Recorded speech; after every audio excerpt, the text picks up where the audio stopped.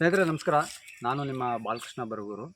ಇವತ್ತು ನಾನು ಶಿರಾ ತಾಲೂಕು ಹುಲಿಕುಂಟೆ ಹೋಬಳಿ ಬರಗೂರು ಗ್ರಾಮದ ಪಕ್ಕ ಇರುವಂತಹ ಬಡೇನಹಳ್ಳಿ ಅನ್ನೋ ಒಂದು ಸಣ್ಣ ಗ್ರಾಮಕ್ಕೆ ಬಂದಿದ್ದೇನೆ. ಕಾರಣ ಇಲ್ಲಿ ಲಕ್ಷ್ಮಣಪ್ಪ ಅವರು ನನಗೆ ವಿಷಯ ತಿಳಿಸಿದರು. ರಾತ್ರಿ ಸುರಿದ ಮಳೆ ಹಾಗೂ ಬಿರುಗಾಳಿ ಬಂದಂತಹ ಗಾಳಿಗೆ ಸುಮಾರು ನೋಡ್ತಾ ಇದ್ದೀರಾ ನೀವೆಲ್ಲ. ನಾನೀಗ ಆಲ್ರೆಡಿ ಎಲ್ಲ ತೋರಿಸಿದ್ದೀನಿ ನಿಮಗೆ. ನೋಡಿ, ದೊಡ್ಡದು ಹಲಸಿನ ಮರ ಫಸ್ಲಿಗೆ ಬಂದು ಕಾಯಿ ಬಿಟ್ಟಿರೋ ಅಂತಹ ಒಂದು ಹಲಸಿನ ಮರ ನೆಲಕ್ಕೆ ಉರುಳಿದೆ. ಆಮೇಲೆ ಇಲ್ಲಿ ಅಡಿಕೆ ಮರ ನೋಡ್ತಾ ಇದ್ದೀರಾ, ದೊಡ್ಡ ದೊಡ್ಡ ಅಡಿಕೆ ಮರಗಳು. ಇದೆಲ್ಲ ಫಸ್ಲಿಗೆ ಬಂದಂಥವು. ಫಸ್ಲಿಗೆ ಬಂದು ಪ್ರತಿ ವರ್ಷವೂ ಬಿಟ್ಟು ಅವರು ರೈತರು, ಲಕ್ಷ್ಮಣಪ್ಪ ಅವರು ಇಲ್ಲೇ ಇದ್ದಾರೆ.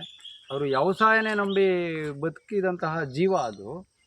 ಆಮೇಲೆ ಅಲ್ಲೊಂದು ತೆಂಗಿನ ಮರ ಬಿದ್ದಿದೆ, ಅದು ಸಹ ನೋಡಿದ್ರೆ ನಿಜಕ್ಕೂ ಬೇಸರ ಆಗುತ್ತೆ. ಯಾಕೆ ಅಂತಂದರೆ ಕಷ್ಟಪಟ್ಟು 15-20 ವರ್ಷದಿಂದ ಇದಕ್ಕೆ ಮಕ್ಕಳನ್ನ ಅವರು ಸಾಕಲ್ಲ. ರೈತರು ಮಕ್ಕಳು ನೋಡ್ಕೊಳ್ಳಲ್ಲ, ತನ್ನ ಸಂಸಾರ ನೋಡ್ಕೊಳ್ಳಲ್ಲ, ವ್ಯವಸಾಯನೇ ಅವ್ರಿಗೆ ಗುರಿ.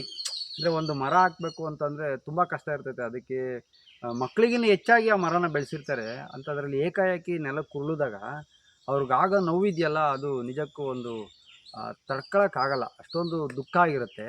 ಆ ದುಃಖನ ಇಲ್ಲಿ ತೋರಿಸ್ಕೊತಾ ಇಲ್ಲ ಅವರು. ಯಾಕಂದರೆ ಈ ದುಃಖಕ್ಕೆ ಅದೇನೋ ಗಾದೆ ಹೇಳ್ತಾರಲ್ಲ, ಹಾಗೆ.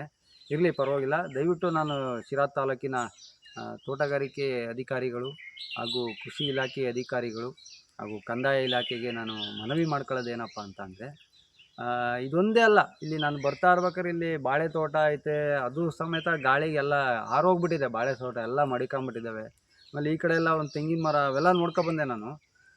ದಯವಿಟ್ಟು ನೋಡಿ, ನಿಮ್ಮ ಮನಸ್ಸಿಗೆ ಬಂದು ಒಂದು ಸಲ ವೆರಿಫಿಕೇಷನ್ ಮಾಡಿಬಿಟ್ಟು ಇವ್ರಿಗೇನು ಸರ್ಕಾರದಿಂದ ತಲುಪಿಸ್ಬೇಕು ಅವ್ರಿಗೆ ತಲುಪಿಸಿದ್ರೆ ಅವರು ಇದ್ರ ಬದಲಿಗೆ ಇನ್ನೊಂದು ಗಿಡ ಬೆಳೆಸ್ಕೋಬೋದು. ಅದು ಒಂದು, ನೀವು ಸರ್ಕಾರ ಏನಪ್ಪ ಅಂದರೆ ಅವ್ರಿಗೆ ಶಕ್ತಿ ಕೊಟ್ಟಂಗೆ. ಅದೇನು ನೀವು ದುಡ್ಡು ಕೊಡಿ ಅಂತ ಅವ್ರೇನು ಮನವಿ ಮಾಡ್ತಾಯಿಲ್ಲ. ನಿಮ್ಮ ಧೈರ್ಯ ಅವ್ರಿಗೆ ತುಂಬಿ, ಅವ್ರಿಗೆ ಶಕ್ತಿ ಕೊಡಿ. ಶಕ್ತಿ ಕೊಟ್ಟರೆ ನೀವು ಏನೋ ಸಣ್ಣದಾಗಿ ಒಂದು ಸಹಾಯನ ಮಾಡಿದ್ರೆ, ಧನ ಸಹಾಯನ ಮಾಡಿದ್ರೆ ಅವರು ಚೇತರಿಸ್ಕೊಂಡು ವ್ಯವಸಾಯನ ನಂಬಿ ಬದುಕ್ತಾರೆ. ಈಗ ಆಲ್ರೆಡಿ ನೋಡ್ತಾ ಇದ್ದೀರಾ ನಾವು, ಸಾಕಷ್ಟು ಸಾವಿರಾರು ಹೆಕ್ಟೇರು ಬಿದ್ದಿರುತ್ತೆ, ಸೀಮೆ ಜಲ ಬಿದ್ದಿರುತ್ತೆ. ಯಾಕಂದರೆ ವ್ಯವಸಾಯ ಮಾಡೋಕ್ಕಾಗ್ದಲ್ಲಿ ಇವತ್ತು ರೈತರೆಲ್ಲ ಬೆಂಗಳೂರು ಸೇರ್ಕೊಂಬಿಟ್ಟಾರೆ, ಏನೋ ಒಂದು ದುಡಿಮೆ ನೋಡಿಕೊಂಡು. ಹಂಗೆ ಎಲ್ಲ ರೈತರು ವ್ಯವಸಾಯನ ಮರೆತುಬಿಟ್ಟು ಎಲ್ಲ ಬೆಂಗಳೂರು ಸೇರ್ಕೊಂಡ್ರೆ ಇವತ್ತಲ್ಲ ನಾಳೆ ಮುಂದಕ್ಕೆ ತಿನ್ನೋದಕ್ಕೆ ಆಹಾರ ಸಿಗಲ್ಲ. ನಮಗೆ ದುಡ್ಡು ಸಿಗುತ್ತೆ, ದುಡ್ಡು ತಿನ್ನಬೇಕಾಗುತ್ತೆ. ದಯವಿಟ್ಟು ಎಲ್ಲ ಅಧಿಕಾರಿಗಳಿಗೂ ನಾನು ಮನವಿ, ಅವ್ರಿಗೆ ಏನೋ ಒಂದು ಸಹಾಯ ಮಾಡಿ, ಅವ್ರಿಗೆ ಮತ್ತೆ ಅವರು ವ್ಯವಸಾಯ ಮಾಡೋದಕ್ಕೆ ಮನಸ್ಸು ಬರ್ಬೇಕು. ಆ ಥರ ಮಾಡಿ ಅಂತ ಕೇಳ್ಕೊತ ನಾನು ಈ ವಿಡಿಯೋ ಮುಗಿಸ್ತಾ ಇದ್ದೀನಿ. ನಮಸ್ಕಾರ.